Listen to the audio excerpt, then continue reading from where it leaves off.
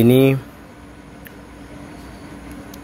jeng nugui maka sini kumulung degree college so sini TSF ni student rock Bujakha mani attack khajak mani jeng nugui maka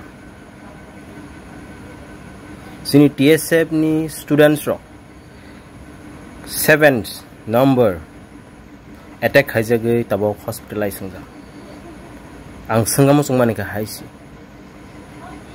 TSF 50 years contribution, more than 50 years sini TSF ni contribution society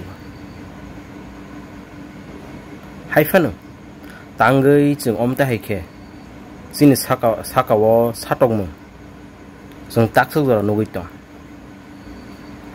ang sini dopharokno ang senggam sungmani ka haisi sini je samung jeng khai payment haike sini samung khaijagrok omta haike satok jaga bagai de jeng batabok nugani tongsi ang senggam sungmani komasi sini contribution sini borokni bisingo haike dophawo jeng jotoni sigi haifano jeng pogoi thangkhangke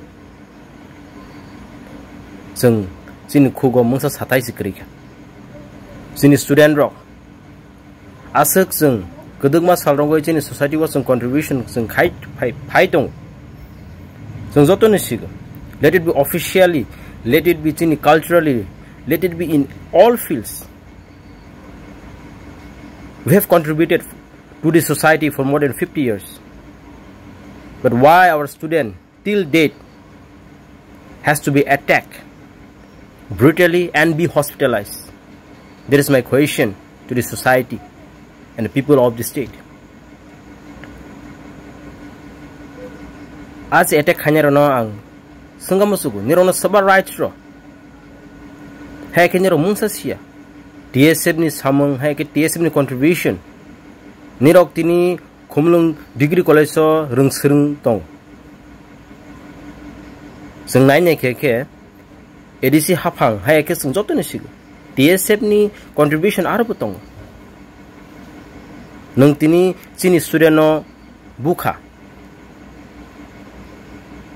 TSF korang tisha yang ke kumrung degree college tongla khamung hai ke edisi tongla khamung sengamono pogoi thangani kogia boni bagai tini ni je incident ngani no on behalf of TSF we strongly condemn khakha yubuskango omta hai samung sitra sini student sakawa tatangjak thang hnai te je sini student rok attack khaijanai rono ang nirono khata thaidi hi ang saharo jeng nironi loge tongu je mansak jeng sini full support nirok bain tongnai nirok takiri di kubui lama wa hingdi sini koihormung TSF ni ngai usuna tongnai belaina hambai